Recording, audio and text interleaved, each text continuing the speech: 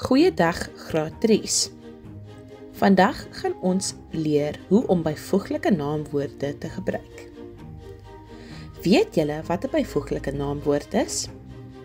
Ons het alreeds oor selfstandige naamwoorde geleer. 'n Selfstandige naamwoord is die naam wat ons vir verskillende dinge gebruik, soos kos of boek. Maar soms wil ons 'n bietjie meer inligting oor 'n voorwerp gee. Vat hierdie volgende sin as 'n voorbeeld. Probeer om die naamwoorde hierin te herken. Gister het ek kos geëet. Daarna het ek met my broer strand toe gegaan en ons het in die water geswem.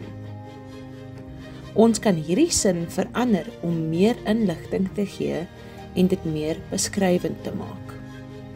Nou kan ons byvoeglike naamwoorde gebruik. 'n Byvoeglike naamwoord is 'n woord wat ons gebruik om 'n selfstandige naamwoord te beskryf. In Engels is dit 'n adjective. In hierdie sin is daar 'n paar naamwoorde, soos kos, broer, strand en water. Byvoorbeeld, ons kon die kos as heerlike of geurende of warme beskryf. Miskien kan ons jongste of oudste gebruik om meer inligting oor die broer te gee.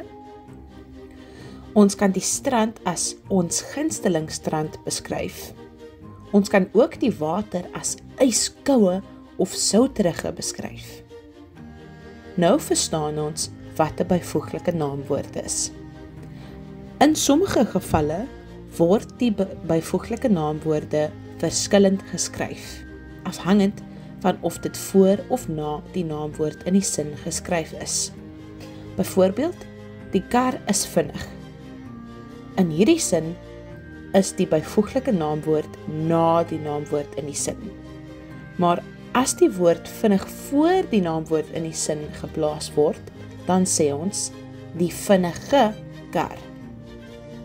Maar wat gebeur as ons nog meer spesifiek wil wees? Dan gebruik ons trappe van vergelyking. In Engels is hierdie the degrees of comparison.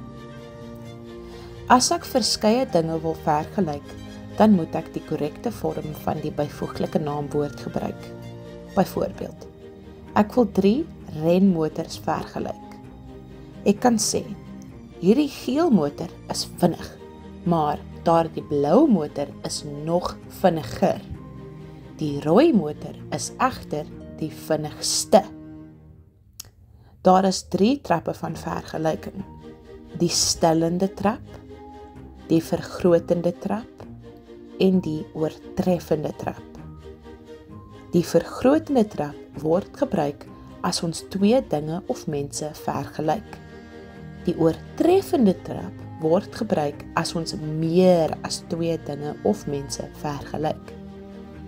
Hier is 2 wenke wat jy kan gebruik om seker te maak dat jy die regte vorm van die byvoeglike naamwoord gebruik.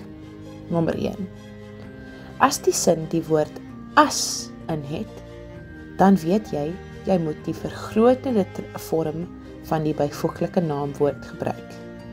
As die sin die woord die voor die byvoeglike naamwoord gee, dan weet jy dat jy die oortreffende trap moet gebruik. Byvoorbeeld, die seun is groot as sy suster. Die woord as in hierdie sin vertel vir ons dat ons die vergrotende trap moet gebruik, nie die oortreffende trap nie. So, die antwoord is, die seun is groter as sy suster. 2. Die kinders wat die hard werk, sal die hoogpunte kry. Die woord die voor die byvoeglike naamwoord in hierdie sin vertel vir ons dat ons die oortreffende trap van die woord moet gebruik, nie die vergrotende trap nie. So, die antwoord is, die kinders wat die hardste werk, sal die hoogste punte kry.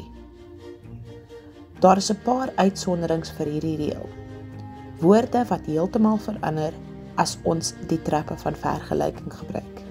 Hier is 'n voorbeeld. Baie, meer, die meeste. Bietjie, minder, die minste. Goed, beter, beste. Nuut, nuwe, nuutste. Lank, langer, langste. Ons gaan nou 'n paar voorbeelde saam doen om hierdie konsep te oefen. Maar jy moet die volgende sin voltooi deur 'n toepaslike byvoeglike naamwoord te kies. Die ou of jonk man met die blou of geel hemp sit op die bank voor die blaarlose of blaarryke bome. Ons kan in hierdie foto sien dat die man oud is, so ons kan oud kies. Die man se hemp is geel, nie blou nie. Die man sit op die bank voor bome wat vol blare is. Verander die vorm van die byvoeglike naamwoord. Die stoel is hard, die harde stoel. Die man is besig, die besige man. Hierdie werk is moeilik, die moeilike werk. Gee die korrekte vorm van die byvoeglike naamwoord in hierdie sinne. Ek het 'n nuut kar gekry. Ek het 'n nuwe kar gekry. Jou kos is warm as myne. Jou kos is warmer as myne. Hier sien ons 'n voorbeeld van die wenk wat ek vir julle vroeër gewys het. Sy was die fliks kind in haar span, daarom het sy goed gedoen in die wedstryd. Sy was die flikste kind in haar span, daarom het sy die beste gedoen in die wedstryd. Hier is nog 'n voorbeeld van die wenk wat ek vir julle gewys het. Nou dat ons 'n paar voorbeelde saam gedoen het, kan julle hierdie werk op jou eie oefen. Ek het 'n Kahoot vasvraag gemaak vir julle om byvoeglike naamwoorde vrae te oefen. 'n Kopie van die toets en nasien gids hiervoor is beskikbaar in afdeling C van my Afrikaanse opdrag. Hoopelik het jy hierdie les geniet. Sterkte met jou werk, graad 3's. Moet asseblief vir my vra as jy verward is.